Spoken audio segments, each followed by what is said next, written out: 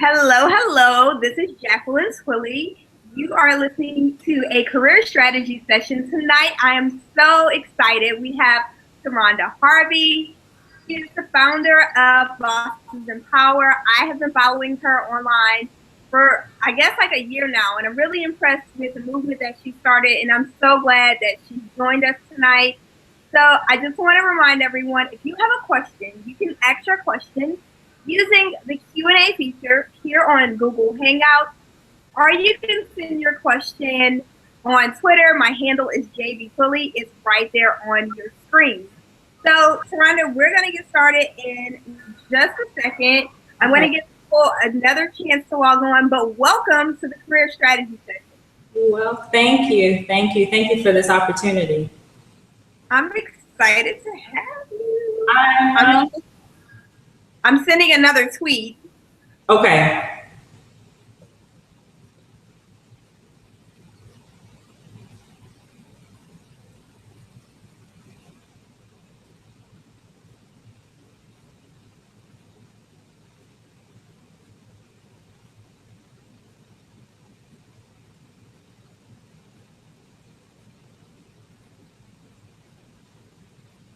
All right. So let's hop into it. Let's start off by tell us your name and tell us what you do day to day. So my name is TaRhonda Harvey. Throughout the day, I'm pretty much doing different things. I don't really have the typical day. Of course, I wake up in the morning. The first thing that I do, I actually wake up like an hour and a half early to look through the Bosses in Power inbox to see who I'm going to feature for today. Looking through Instagram, the Facebook, seeing if there's any events that may be beneficial to the followers. And then meetings with clients, looking at tasks, what do I need to do, projects. So it's never a dull day for me. Awesome. So TaRhonda, tell me, what did you want to be when you were a little girl? I actually wanted to be a model. It was between a model and a singer. My mother had, I don't know if anyone remembers, but it was like a book that you would put little pictures in. So every like first, second, third grade, she would put the picture in there, and at the bottom it would say, what do you want to be? And it was always model or singer. So that's so cool. Yeah. So you have a pretty good headshot. So I would say that you definitely have that model pose. So you can go back to your mom and check that off. Look, I think my mom's still waiting on that check, but I haven't gotten it to her yet. It's coming, Mom. It's coming. It's coming. It's coming. So, all right, let's talk about navigating the career jungle. What does it mean to you when you hear the term navigate the career jungle? You know, one good book, I'm about to finish your book. But to me, when I think about that, I think about, you know, one, when you're trying to figure out what you want to do in life, it can be challenging, for one. But finding something that you enjoy to do, something that you absolutely love, finding that passion, and from there, looking at opportunities that can get you to where you need to be. So for me, that would be what navigating through the career jungle would mean. And I think you're right. It can be scary for a lot of people. And, you know, if you don't have that guidance, or if you're still trying to explore and figure out what you want to do, you have a more difficult time just getting started in the career jungle. So I think what you said was great. Now, you just told us what you do day to day, but what inspired you to get started? I would probably say, right after I got out of college, I've always loved the technology field. It was something that I wanted to stick with. And then looking at other entrepreneurs and what they were doing strived me to want to pretty much do the same thing, but find what I enjoyed to do and allow that to drive what I do on a daily basis. So when you look back 5 and 10 years from now, did you envision yourself doing what you're doing now? Yes and no. Some of it, I would say yes, but I would say throughout my life, there's been opportunities that I would not have imagined. That I look back and say, "Wow, did I really do that?" So I would say yes and no to that. So that leads me to our next question. You know, while we're navigating the career jungle, we have a lot of challenges or Yeah. roadblocks. And sometimes it's like, oh, am I ever going to get past this hurdle? So, what was one challenge in your career where you felt like, you know, am I ever going to get over this and overcome this? And be really specific. Take us to that moment just like you were reliving it right now. Probably the one would probably be probably right after college. My best friend, who is probably watching right now, so this is her fault. But she had seen a job opportunity out there for me to be a professor at one of the local colleges here. And she was like, "TaRhonda, you should really try it." And I'm like, "No, I've never taught before. It's not, I don't know if that's something that I want to do." And she kept pushing me, she kept pushing me. And I eventually, I had gotten an interview and I got there and immediately I got the job. And of course, in the technology field, it's a male field. So I get to the class and my classroom was full of, I think it was about 12 men, no women. And I said, "Lord, could you at least given me one female, just one?" And I was so afraid. And I knew that I knew the material, but just, trying to figure out, it was something new. So, and of course, in my classroom, I had a supply room. And I went in there and I said me a long, long prayer. And I was like, "Lord, please get me through this." But it was a challenge because, one, for that particular class, I guess the attention span as well as people staying the whole semester was a hurdle for them. So for me, it was a goal that I would keep those 12 students throughout the entire 12 weeks. And, I learned about them. Of course, they were, like I said, they were all men. So I would, apply some of the things to food because, everyone loves food and football. So I just tried to find a way to get them to enjoy the material. And they actually stayed the whole 12 weeks. So I was very proud of myself. Congratulations. So you said that at that moment where you were like, this is a big challenge and I'm facing it, the first thing you did was you prayed, but then you also remembered that you knew your stuff and you were hired to be the professor because you knew your stuff. So you were very confident in your own ability. And I think as anyone is navigating the career jungle, that's one thing that you have to remember. We all have those moments where we might have a moment of self-doubt, but whatever it is that gives you the strength to push through, you have to draw on that and remember you have that job for a reason. So be confident in your own ability. Yes.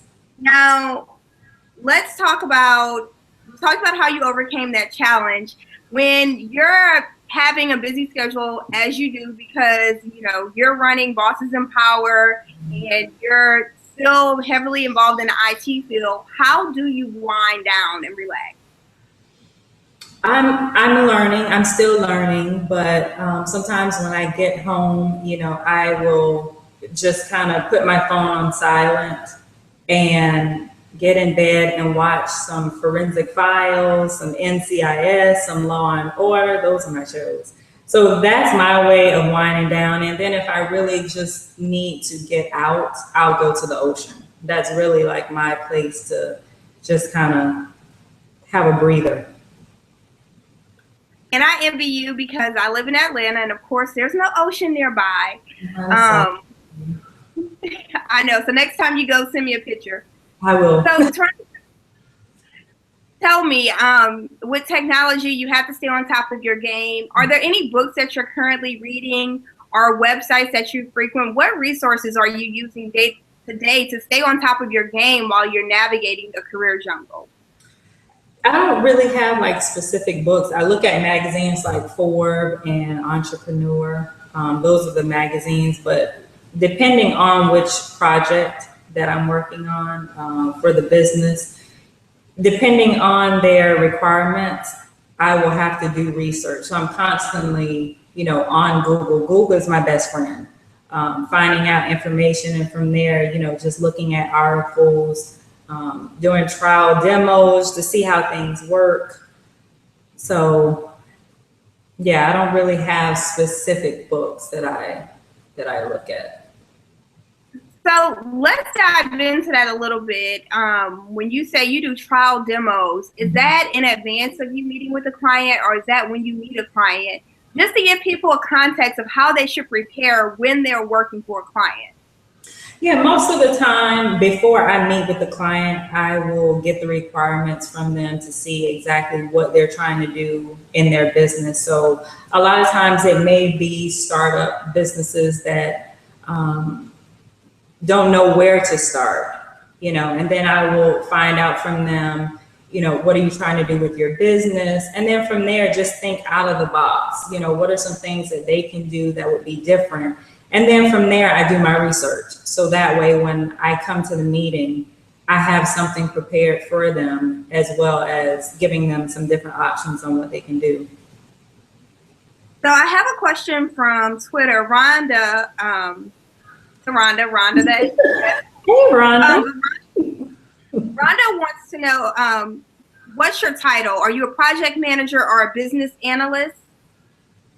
I am a business analyst, a business consultant, as well as owning Bosses in Power and the president and CEO of my own company. So let's talk about your role models for a second. Mm-hmm. Who were your very first role models, and how did you get connected to them? My very first role model was probably my first boss after college. She pretty much just took me under her wing.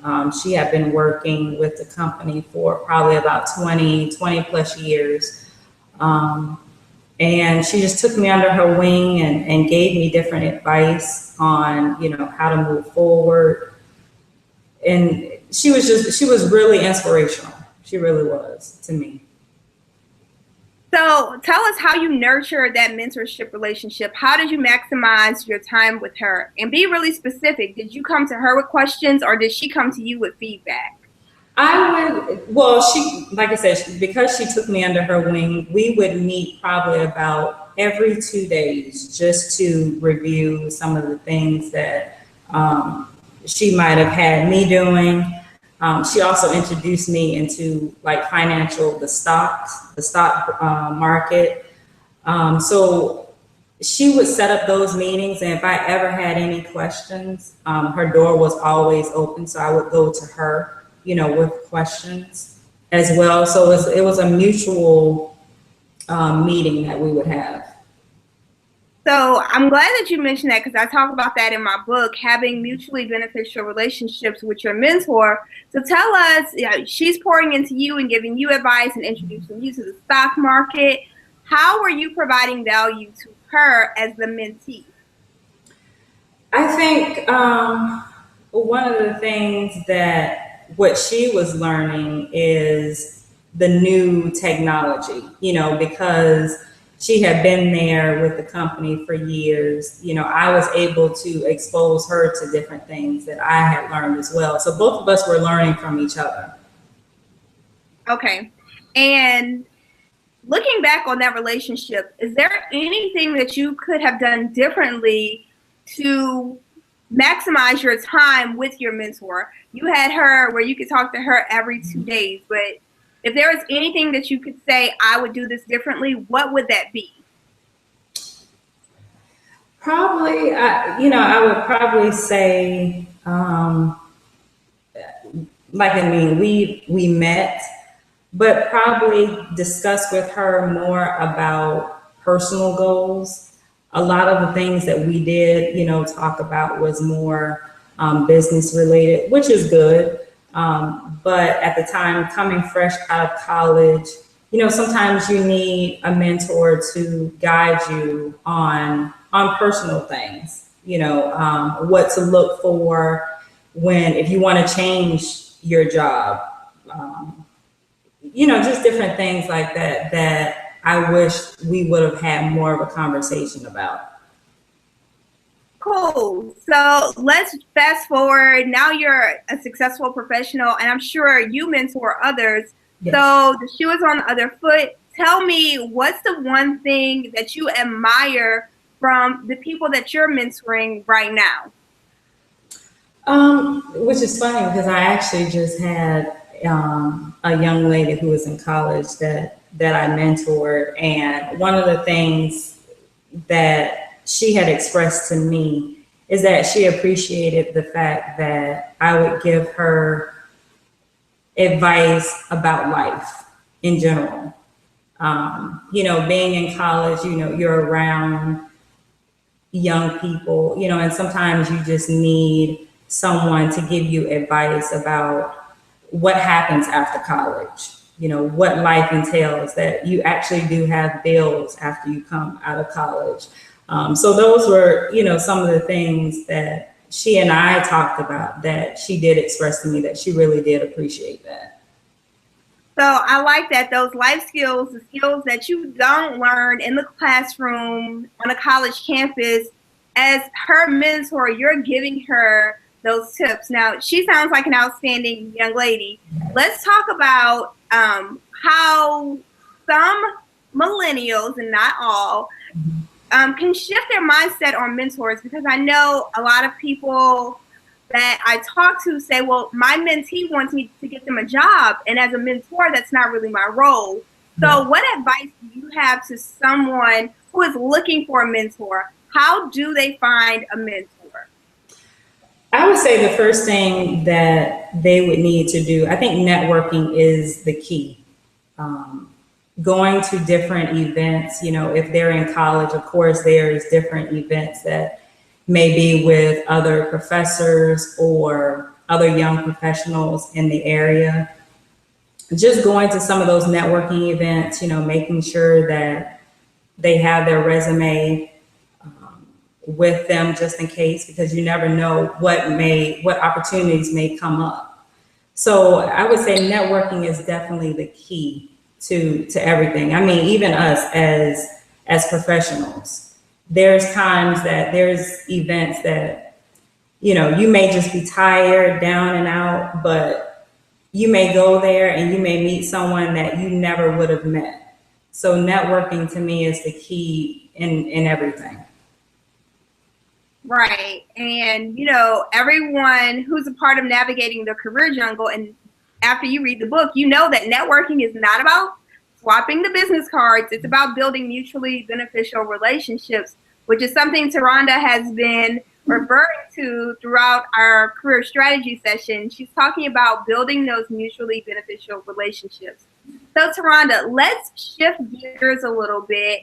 And I want you to tell us how Bosses Empower got started. What sparked that idea for you to create this community for entrepreneurs, both men and women, to come together, and how you began showcasing them? It was actually, I would say, a vision that I had, a dream, probably in 2013. And I thought about it, and then I was like, oh, I have a lot of stuff, going. I was like, I can't put anything else on my plate. And it kept pressing at me. I kept having dreams about it. And I said, you know what? This is something that I obviously have to do. And I did it because I think when you're an entrepreneur, like I said, the key is networking. But sometimes you need advice from people who have been there. And everyone doesn't know everything. So you can definitely learn something from someone. And with the Bosses in Power, I created that because I wanted people who may not have the opportunity to meet other people that may be in the same field as them, where they can network. People who may not have known that they were in the same city and in the same field, being able to connect with one another. So that was pretty much my idea of wanting to pull everyone together. And what makes Bosses in Power different is because it's for men and for women. And a lot of people, a lot of organizations that are out there are for women only. So I wanted to do something different and kind of tie in the men as well to it. So tell us, if someone has a passion just like you or an idea to create a network, what's the first thing that they need to do to get their idea off the ground and running? And we're hitting the 10-minute mark, so we're about to do some rapid fire. So if you could keep this one 60 seconds, I have 6 other questions. And I want to remind the audience, you can ask questions of TaRhonda using the Q&A feature, or shoot me a tweet with your question, and I'll make sure we ask your question before the hangout ends. So TaRhonda, again, the question is, if someone has an idea to start a business or a network, what's the first thing they need to do to get started?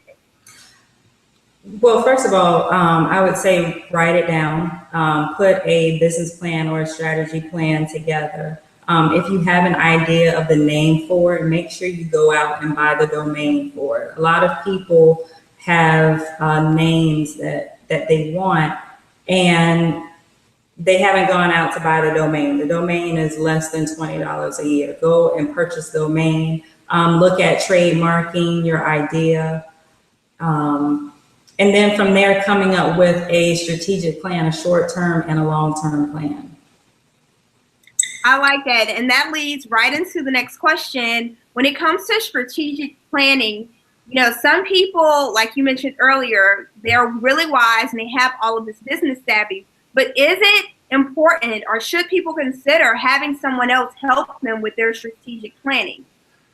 I would think so, because sometimes when we have a plan, we don't see everything. Like for myself, if there's an idea that I may have, or if it's something that I'm writing, I always have my best friend to take a look at it, and she'll say, TaRhonda, have you thought about this? Have you thought about that?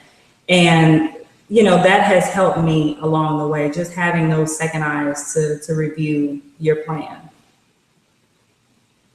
So I just want to let people know I'm getting tweets here. You can keep sending your tweets in. We're in the rapid fire section. TaRhonda, and this question comes from Timothy. Timothy says, if you were in an Uber, what would your pitch be to your Uber driver about the services that you offer in your business and with Bosses in Power? I had the opportunity to actually do Uber when I was in Austin, Texas. And so if I had a pitch, I would probably ask him, one, does he have a website? Say, hey, do you have a website? Do you want to brand yourself? And explain to him the services that I can provide to him in 2 minutes or less. Perfect. So the next question is, when looking to keep up the momentum, what's the most important thing to keep going and moving forward? I would say keeping positive people around you and having a strong support system, because throughout life and just being an entrepreneur, things can get hard. So you need a strong support system. Continue to pray and just keep that positive energy around you. So our next question, it comes from, and I'm sorry, I'm not going to pronounce your first name right, but the question is, how do you reconnect with someone who you thought was valuable at a networking event, but you didn't touch base with them immediately afterwards, and you think they may have forgotten you already? I would probably, with social media, people have been finding people. So I would probably say, do some research on social media. There's also different tools out there that you can search and find people as well. If you remember what company they work for, reach out to the company to see if they still work there. There's a number of different things that you can do, but those would probably be the top three.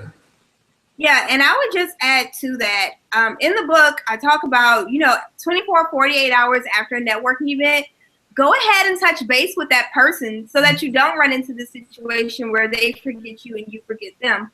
But one of the things that I do, I touch base with everyone in my network around holiday time because I celebrate Christmas.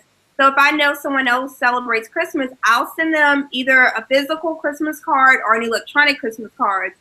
Now, Halloween might be your holiday. You might go all out. That might be a good time for you to send a card out or, maybe an electronic message to reconnect with your audience. Find something that shows that you're a real person as a way to reconnect. Now, TaRhonda, we have about 4 minutes left, and I have 2 questions left for you. So We're going to hop right into it. What people do you follow online and consider your online mentors? Well, one, I'm speaking to one. Oh. And I'm not saying that either because, you're interviewing me. But, sometimes you see a lot of, especially young professionals that are doing great things, and you have to follow them and you have to support them in anything that they do. So I do mean that sincerely. Some of the other, Oprah is one of the ones that I follow as well. Her positive quotes are just amazing. Gets me through the day. There's a lot of different ones that I follow. Honestly, yeah. So I love Oprah too, and thank you for your kind words. I truly appreciate them. And y'all, I did not pay her to say that. Our last question, TaRhonda, is if you were faced with a big challenge tomorrow with your business and you were forced to pivot completely, what would be the first thing that you did as part of your career strategy readjustment? That is a good question. I would probably look through, like I mentioned earlier, just having that short-term strategic plan as well as having a long-term. And in those plans, you do have to think about that, because businesses don't always succeed. So you have to think of what is a mitigation plan? What am I going to do afterwards? And then from there, like I said, finding that passion that you have for what you want to do and just continue to move forward and don't let anything get in front of you. Just continue to do it. Thank you so much, TaRhonda. This has been an awesome career strategy session. The time has flown by. Tell everyone how they can connect with you and become a part of Bosses in Power or use your IT services to help grow their business. So for the Bosses in Power, they can follow us on Instagram as well as Twitter at Bosses in Power, and that's INPOWER. And really the only 2 requirements that I have for that is send me a photo of yourself, no selfies, and a short description of your services. And then from there, I will feature you on the Instagram, the Facebook, as well as the Twitter page. My business information is at Kolmio Global. That's KOLMIOGLOBAL. Or you can just follow me, and I have both of them in my bio, and that's at TaRhonda, TaRhonda, number 2 and the number 6. TaRhonda, thank you again for being with us. I want to thank our viewers for joining us today. Thanks for taking 30 minutes out of your busy schedule to learn from one of the pros, TaRhonda Harvey, the founder of Bosses in Power. We have a lot of exciting career strategy sessions lined up for September, and I want to remind you that if you missed any part of tonight's career strategy session, the replay will be available on YouTube, and we will tweet that out. I want to encourage you all to navigate the career jungle and remember to emulate excellence in everything that you do. So whatever it means for you to be excellent at the job that you're in now, don't shortchange yourself. Don't cut corners. Go at it full steam ahead and give it your all. TaRhonda, thank you so much, and I'll see you all next time. Bye. Thank you.